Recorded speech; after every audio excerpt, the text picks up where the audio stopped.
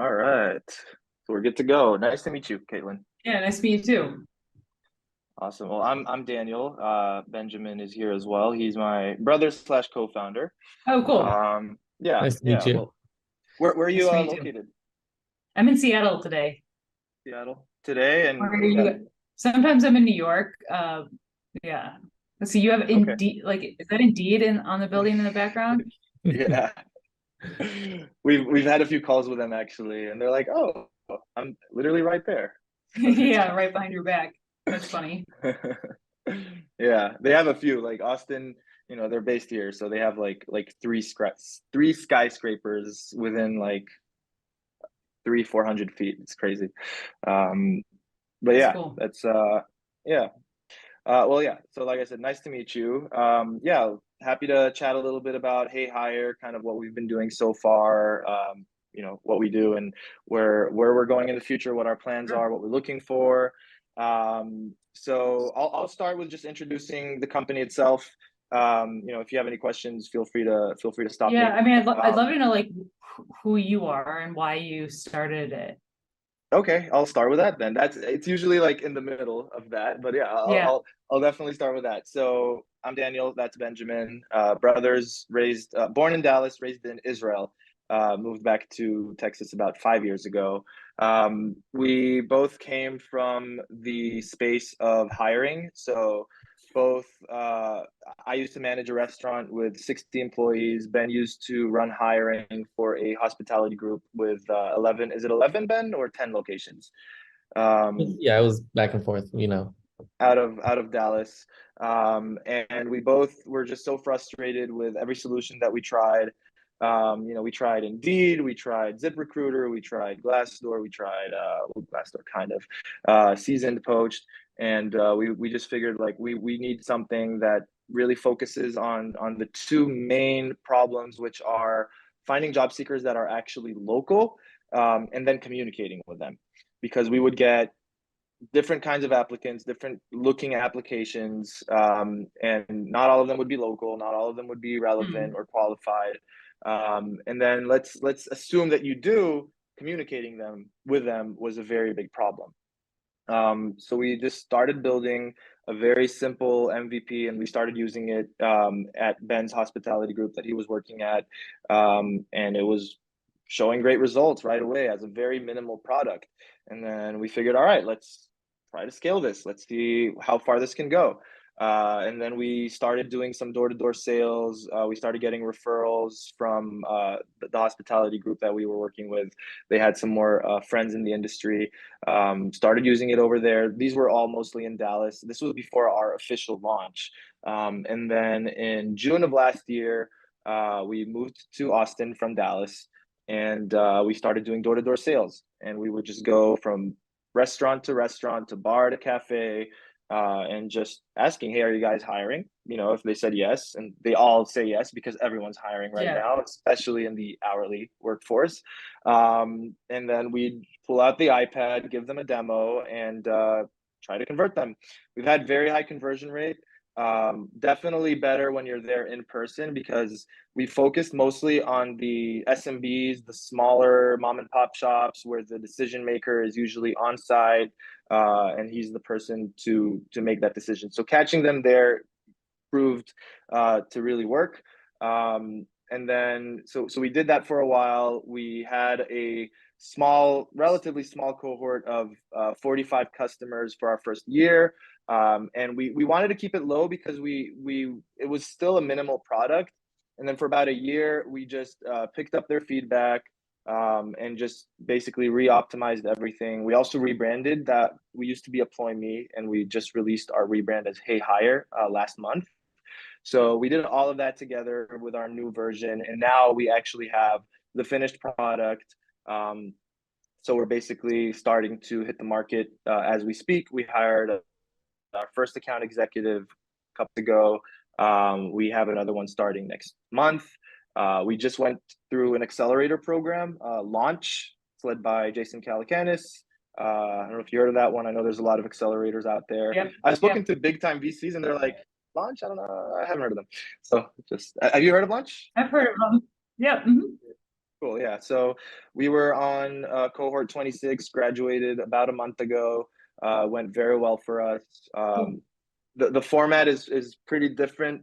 So we have the weekly pitch where each company of the cohort does their pitch, and then the investors that are in that call give you like a ranking. So we finished second place out of the 7 startups from the syndicate voters, which is awesome. So we got a Yeah. pretty good pipeline with investors. We're opening our round next month officially. And yeah, we're just starting to establish these relationships with potential investors. So Um, how many customers do you have right now? so currently we have 82 businesses using the platform. Yeah. We also have, I didn't tell you about our model itself. So we charge $100 per location per month, and that is for unlimited positions, applicants, chats, users, the whole story. Mhm. So the 82 businesses got a total of what are we at now, Ben? Is it 5,100 job seekers on the platform? Yeah. Uh, Filled over 1,600 positions, which is awesome. And yeah, that's kind of what's been going on with that so far. So basically, where we are right now is, like I said, kind of looking to establish these relationships for when we open our round officially. And I was actually very intrigued by your portfolio with Avalanche because I see a lot of future of work in there. Yeah. Um, Specifically, I would say the one that's kind of sharing our market is Humanly. So I was hoping you could just tell me a little bit about Humanly, your involvement with that investment, and just kind of how that's going so far. Yeah. I have to say, Humanly is one of like I did 36 deals in our fund one, and Humanly is probably the one I spend almost like no time with. Okay. And part of that is because it was a seed check for us, and we tend to do like, I think as I've gone from fund one to fund two, I think our special sauce, or like where we're better investors in pre-seed to help take someone to their seed. But Humanly, it's like a recruiting chatbot, but they do two things. They also help like do the interviewing process and make sure that there are it's like, so there's sort of like equity elements that are built into those like video hires. So they're like, oh, do you interview women the same length of time as you interview men? Like, is the tone the same? Like stuff like that. And so I think, I can't totally remember the details, but I think that the product, sometimes the company switches directions from being like, oh, this is a frontline hiring like Burger King chatbot, to being like, it's a knowledge worker interview like Mm-hmm. recruitment tool. I think they're like figuring it out, and I think in these markets execution is everything. And potentially there were a couple like stumbles on not like total stumbles, but like, somehow you get like delayed on marketing or something, and then it just like shows up in the numbers, and you have to like find a new like head of marketing or a new agency to do your digital ads, and you got kind of like get back in on the train. I think my biggest question, and like that's the only recruiting company I've invested in, is like, you're like, are these staffing companies like venture backable? Like, do they have winner take all dynamics where you can like have a network effect and really like own the market and generate recurring revenue at scale? Or are they just going to be like a continuous like churn through of like new businesses and employees and all of No, that, yeah, plus like that's competing good against point. other platforms? Yeah, so winner take all, I don't know about that with how big the market is, and Yeah. the examples that I'll use is, for example, DoorDash, right? So DoorDash, such a huge company, a year after they got started, Uber bought Postmates, right? And that was like a very big threat for them. um, would there be only one winner out of these? No, right? Because the market is so big, because businesses have the ability to use both, and most do. Then we figure with how big the market is, it's still extremely scalable. It's not a matter of getting the whole market; it's getting a share that's big enough for that network effect to start working. And that's one thing we've noticed. The more, and this is obvious pretty much, but like the more businesses we have on the platform, the more job seekers we'll have, obviously, and then the more job seekers we'll have, the easier it will be for us to convert businesses, because we have that as a selling point. Hey, we have all these job seekers that are in your area looking for work already. So in terms of network effect, there's definitely a big emphasis on that, and that's what we've started putting a big focus on. So I don't think you really we didn't really show you how it works. We didn't really get into that. Do you want a quick demo? We can show you how it Sure, works. yeah, that'd be great. Yeah, that'd be awesome. Okay, awesome. Ben, do you want to run it? Benjamin? Sorry, my computer froze for a second. Yeah, definitely I can do it. I just need to prepare for it real quick and share my screen. Who's building the product? We have an in-house team of engineers. Started from we right now we're a team of 5 engineers. Built out of 2 front-end engineers, 2 back-end engineers, and a mobile engineer. We're all in the React stack, and then PHP backend, and we're all hosted on AWS.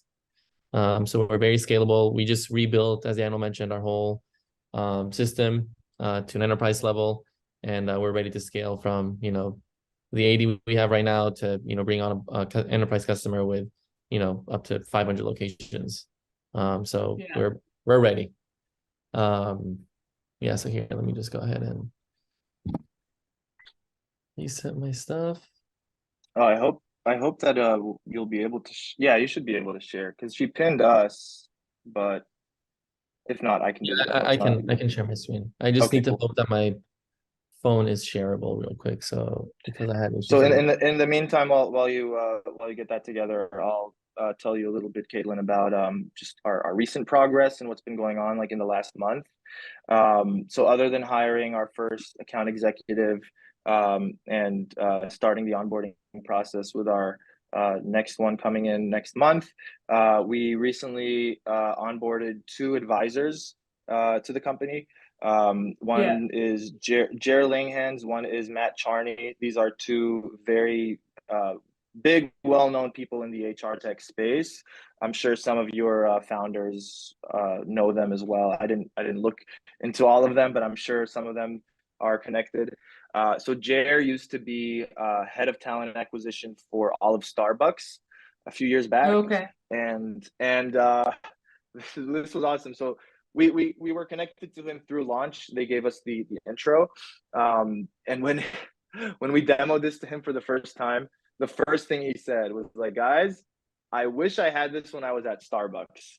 And someone who sat in that seat of our ideal customer saying something like that is like, okay, so now we know, we always had that like, okay, this is awesome, this is working, this is scalable, but now we also have that validation from someone who is actually in that position. So he's our lead advisor. We made it official like 3 weeks ago, and then we have and he connected us to Matt Charney, who is on the board of HR.com, which is also a very this is probably the biggest network of talent acquisition and recruiting. So he's part of the team as well right now. He's one of our advisors, and we're talking to a couple more. Most of the people we're talking to were, talent acquisition people in the past, and then all of them were also part of exits. So Jer, for example, he was an advisor / board member for 5 startups that exited. 2 of them exited to Indeed, like 9-figure deals, which is pretty cool. But yeah, that's pretty much how. Wait, did I say 9-figure? Yeah, 9-figure. That's 100. Yeah. Okay, Ben, do you have it? Do you have it ready?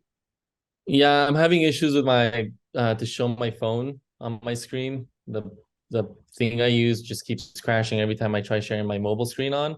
But I could do like the business side, and then I can just like kind of glance my phone on to my camera to show how it looks on the phone as well, if that works. Yeah. Okay. Yeah, I'm not sure. When your customers or like the restaurants use HeyHire, like when they get talent, does that talent usually stay with the restaurant, or do they find that the churn is pretty high and they're constantly trying to find new people? So that's a great question, and it's something we recently started tracking. So one of the investors we met recently, he suggested, "Hey, are you guys tracking employee retention with hires made through you guys?" And we said no, and he's like, "You guys should start." And then we started asking our businesses, like, "Hey, can you give us some data on like what the retention is looking like?" And apparently, and we started tracking. This is only like 3 months of tracking, but we've recorded 35% higher employee retention because our focus is the locale. So it really just makes employers find job seekers that live close to the place of business, and the shorter the commute, the higher the retention. That's just how it is. So Yeah. it's something that we didn't even consider using as a selling point, and now we are, and it's helping even that, because people have a big enough problem with recruiting. Retaining them is a whole other problem. But thanks to the fact that we do help them find local job seekers, then retention has improved as well. And do you keep information on a particular like job seeker? So you're like, oh, this person has like applied and worked for Gillette's Cafe, but now they're also applying into Panera or whatever, like, do you keep that information or no? Yes. So basically, every job seeker, and that's why Ben would have showed you the job seeker site as well. Right. But yeah, so when they create their profile, so basically their profile as a job seeker. Ben, do you want to show her one profile, just how it looks? Yeah. So, for example, so this job seeker, they choose, when they create their profile, they choose job categories that they're interested in.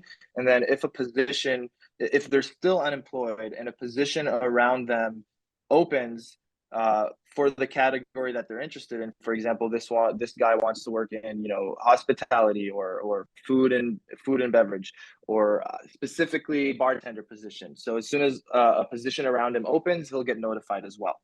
And then that way we make sure that if the job seeker didn't convert to an employee with the first place he applied to, then he will have the opportunity to convert at another business that's on the platform.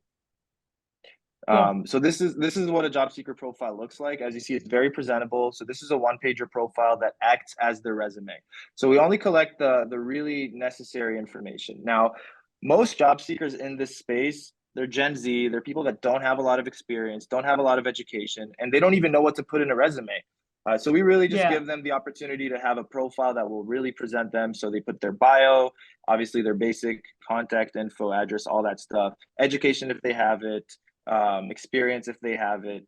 They can add their skills. If they're vaccinated, that's optional.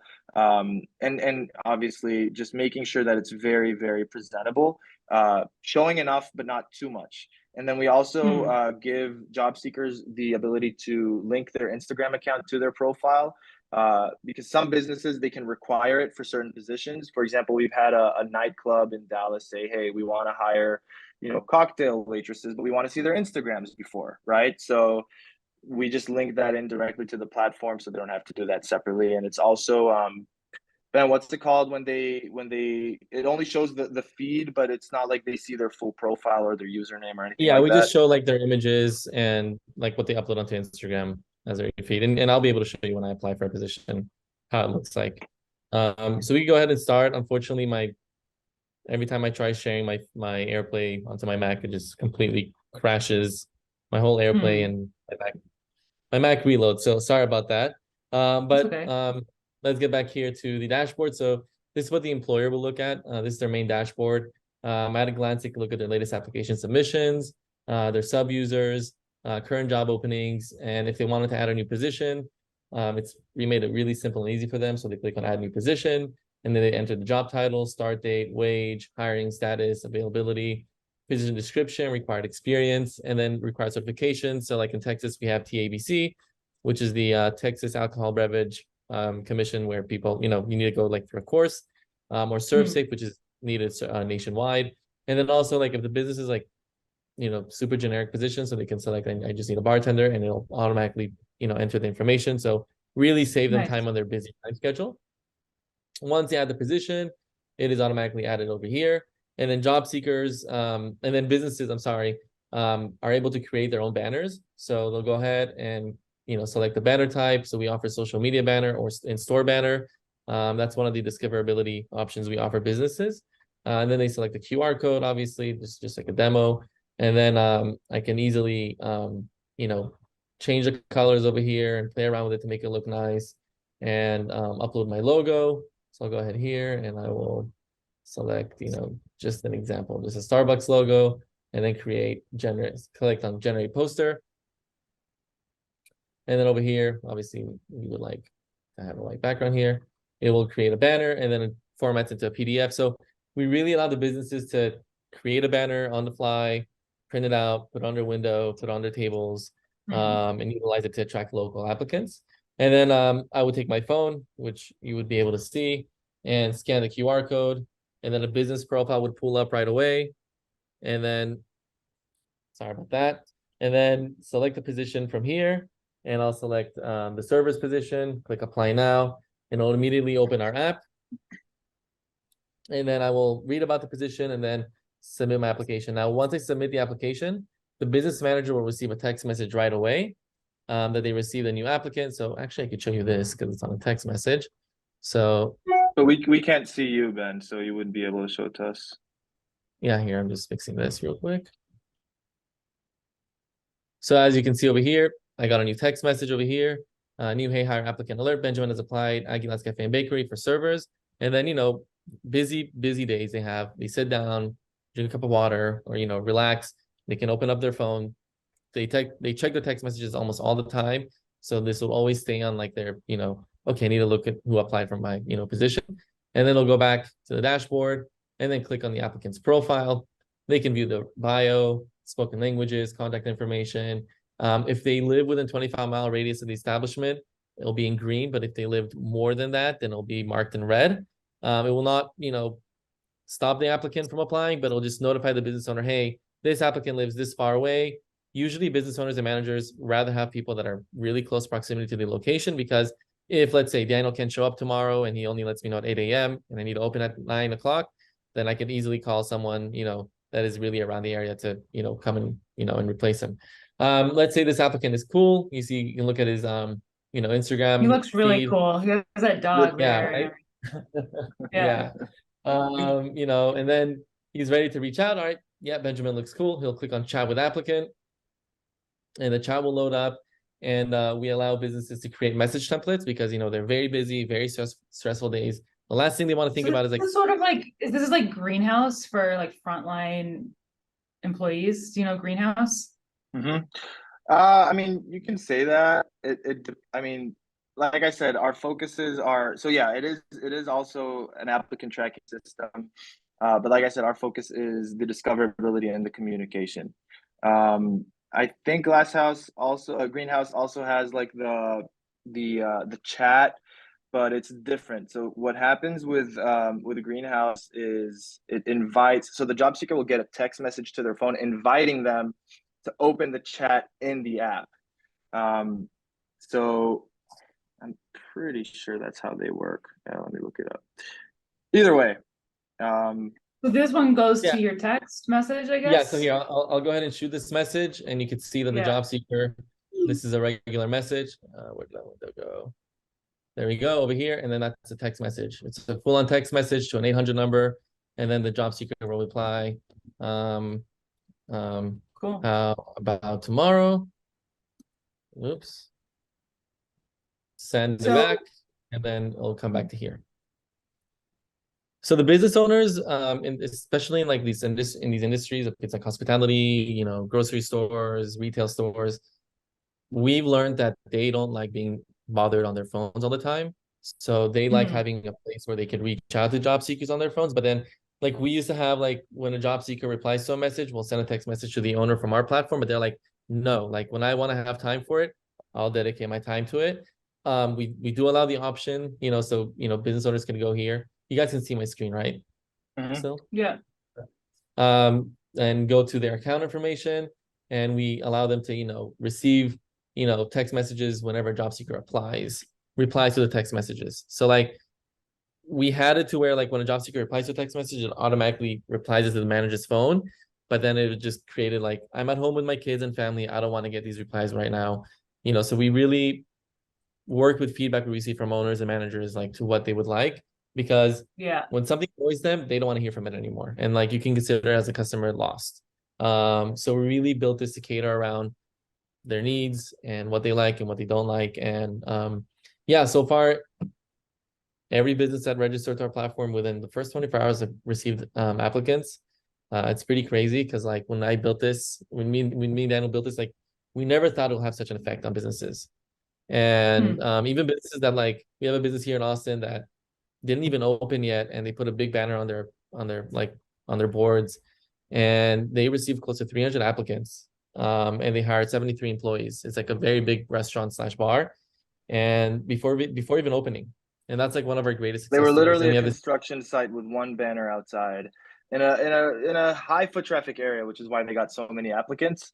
And it totally proved to us. So when we launched this, we were like, okay, so how are we gonna make sure these businesses get enough job seekers? We were like, how are we gonna do that? But then we realized like organically they come in. We don't need to do anything because these job seekers are usually, around the business. They're either customers or they walk by that place. So that's good enough.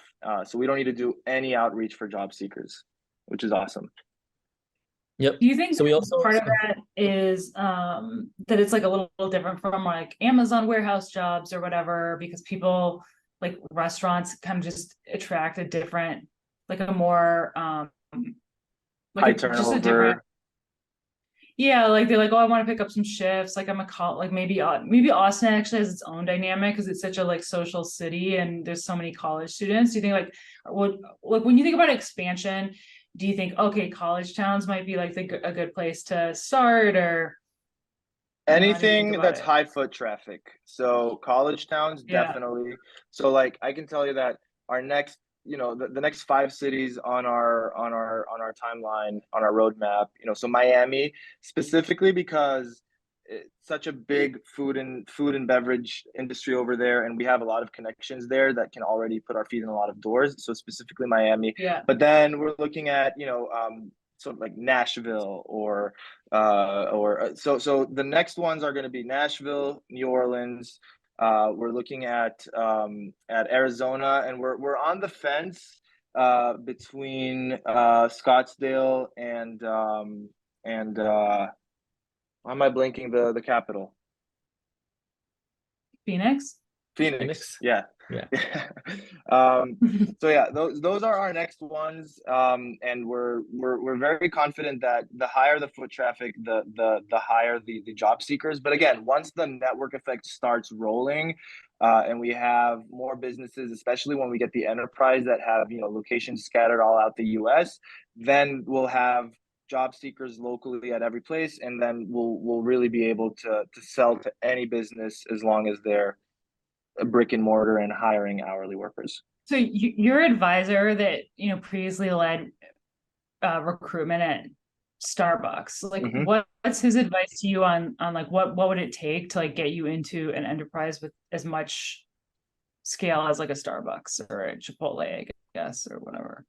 So he says, and this is in his words, like I'm waiting to make the connection between you guys in Starbucks and every other friend that he has in the industry. We just released our enterprise product. So Ben, is this no? So this isn't an enterprise demo. Oh, it is. No, this is not an enterprise account. This is a single business owner account. So we just made our product, basically suitable for any amount of locations. To start, we're here's the thing. If Starbucks says, "Hey, we're ready and let's get started," we're not going to say no. But so this is an enterprise account. As you see, the differences are you can choose locations. So you can manage multiple locations from one account, and then you can set your users and your permissions and then you set locations, brands, regions, and so on. So there's just that whole tree. So this thing is ready to work for enterprise as well. We just decided because selling to the SMBs is easier, and just to have more job seekers on the platform, that is our focus right now. But the doors are starting to open for us for those enterprise accounts, and we're starting to talk to them. But we're hoping to not sprint before we we're already walking, but just like a light run. So we're hoping to onboard the smaller enterprise, like the 30, 40, 50 location businesses before we start with a big enterprise. So just to see how it works over there. Obviously there's always going to be improvements that we need to make and optimizing, but start with that and then scale as we go. So yeah, so and then I that's also want to basically... hop back to a question you asked earlier, like cities that are not like college towns. I don't know if Dallas is a really of a college town, but like we've had a good amount of establishments over there use our platform and get a high volume of applicants. So it really matters on like how they use our tools. So we offer the QR codes. We also offer businesses to embed their code, so you can easily like add it to your website. Very like so I'll just select the location over here, and then over here embedded code. So it's one line of code, and then they just put it on their website and they have it on their careers.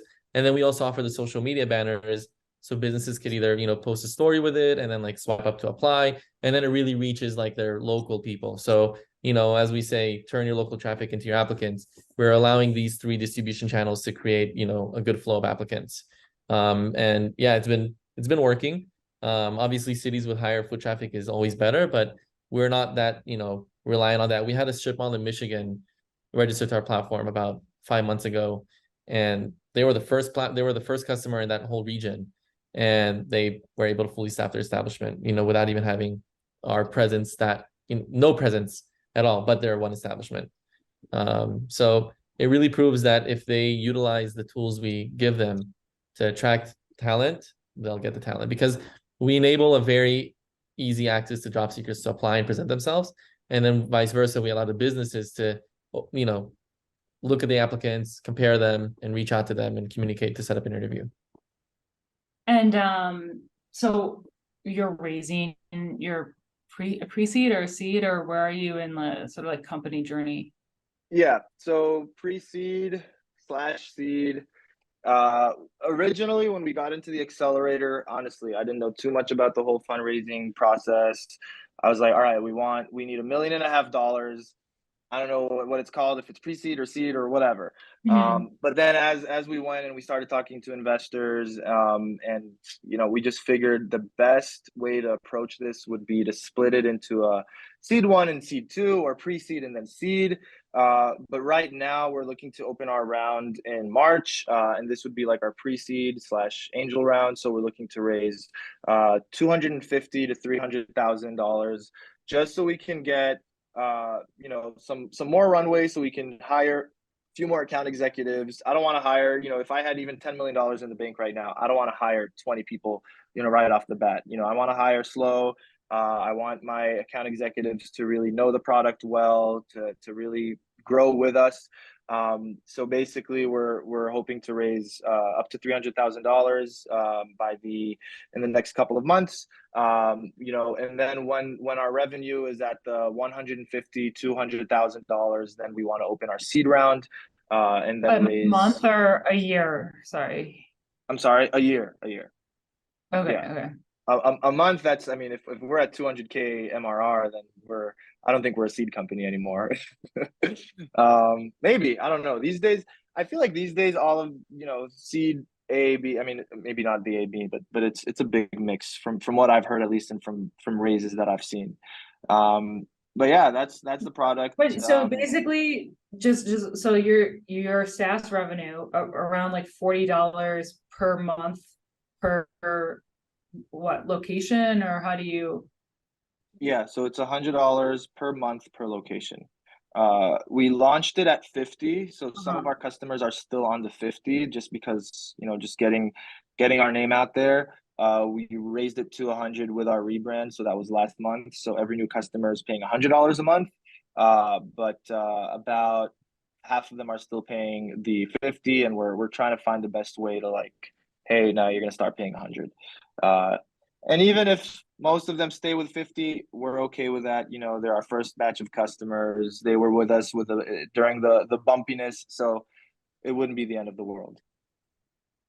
Yeah, so you'd only need 1,000 locations to get to 100K of MRR a month, right? Yeah, 1,000 locations for $1 million. Yeah, so average, because multi-location will pay $90 a month per location. So average revenue per account is going to be a little under 1,100, so it's like 1,080. So 1,000 locations would give us a little under 100 in MRR, but almost 1.1 in ARR.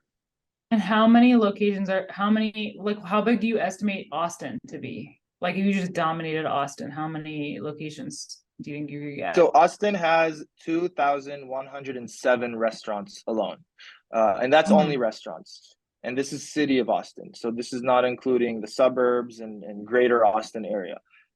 So we're looking at around 5,000, and then we're also looking at the retail stores. And we've had businesses that weren't even in our wheelhouse sign up and start using it. So we just discovered like a property management company that wants to hire leasing agents and porters and cleaners. They want to use it. So like that's a whole new market.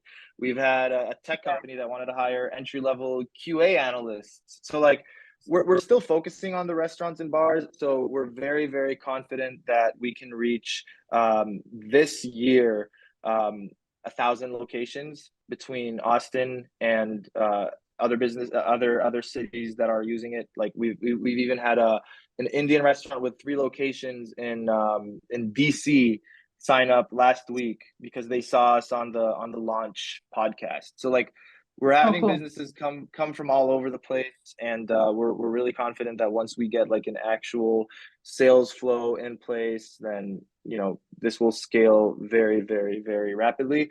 And then on top of all that, and I think you asked me and I didn't answer, our retention is incredible. So we have 95% annual retention.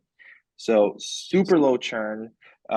Businesses are loving it for a few reasons. Obviously, the fact that their applicants are high quality, they're local, they're converting, and then for the smaller businesses that have 5 to 10 employees, even they will need to make at least one hire a month with today's high turnover. So the fact that we're $100 a month really, really helps those smaller businesses that can't afford the average, $500, $600, $700 a month solutions that are in the market. Cool. Well, thank you so much for sharing with me. This is super interesting, and I'd love to like dig in and follow up with my team. So yeah, we would love to. Do you mind telling me a little bit about your kind of your thesis currently? I know you do a lot of future of work, but I only saw like your fund 1 stuff. I don't think your fund 2 investments are on the portfolio on the website, at least. I could probably, if I dug down with like Crunchbase and stuff, I could see more. So what's no, they're like all in stealth right now. But like basically, we want to do what we did for fund 1 and fund 2, but with like larger check sizes. So like our check size, I think maybe I didn't mention, actually, it's like 250K to 300. We want to be like the first institutional investor in, and like really help companies like rapidly go from pre-seed to seed, where they can raise that like bigger round. Because it proves that like we've found great companies and we're able to like help them get to like that next stage, which is why usually like the companies stay in stealth until they raise like a seed round. Makes sense. And we are really doubling down on these themes of like learn, earn, own. And that, like that. They cross like everyone, because we believe that like to be successful and an empowered person in the world today, you need to be a constant lifelong learner and always be upgrading your skills. And then you use your learning and your skills to earn money. And then it's also like important to us that you take your earnings and are able to have your costs below your means and turn that into ownership stakes. And so different conversation for a different day potentially, but like we invested in a company called Kepler Savings that helps frontline businesses offer 401k plans to their frontline workers. So like if you worked at a McDonald's or you worked at a cafe, because there's legislation that's coming in 2025 that's making employers have to make like tax advantage contributions. And then like one of the things we think is interesting, and you know, it might still be early days for a company like yours, but like, can you have joint ownership incentives? Well, I guess you don't really have like that, but you're like, okay, are there ways of like aligning people's incentives with little pieces of ownership so that you know, they're better aligned with their share? Yeah, no, that's interesting. Okay, so how's so seed two, you're saying very relevant to us with the amount that we're raising and with the kind of I like how you're looking for people that are in a similar headspace as us. You know, I can tell you right now, like this is our baby, fully bootstrapped until now, other than the launch accelerator investment, 100,000. And we're not pulling any salary, and we're not planning on it for at least a while until we're like, okay, now we need to, so we can pay rent. But Yeah. We're really giving this our everything. You know, I had a day job for the last 5 years until about 7 months ago. And that's what paid for everything. You know, like everything we made, both in and out of the company, was reinvested into the company. We didn't even, we didn't even. I know that founders will do like a founder loan or something like that. We didn't even do that. Just everything we have just goes into the company because we know how big this can be, and we believe that the outcome and the result will just make everything worth it. Exit strategy, we're looking at IPO. That's really what we're aiming for. We've already had Indeed, and I think I told you this earlier, we had a few calls with them approach us and try to dig around and sniff around. We spoke to their head of corporate development team, their head of partnerships team. This was all pretty recent, so there might be like some follow-up on that. We're not ready for an acquisition offer. Like even if we got one, I don't think we're big enough for it to be like very attractive for us and for our investors / advisors / well, you didn't do this to be an employee, right? Like exactly, because we know one person, and we know him through Jay, our advisor. He used to be an advisor for this company that sold to Indeed. It's called Zap Info. It was, I think, $185 million exit to Indeed, and he's handcuffed to Indeed forever. You know, so they took him in as an advisor, and he's non-compete and everything. So like, do I want that at my stage of life? Probably not. I aim big, and I really, really see this growing, expanding, and like I said, IPO is what we're looking at. So not a 10x, not a 20x, more than that. Cool, that's awesome. Yeah. What our fund one company, and I guess hopefully like Mindy can edit this out, which this actually resonates with. So the first investment we made out of our fund two is a company.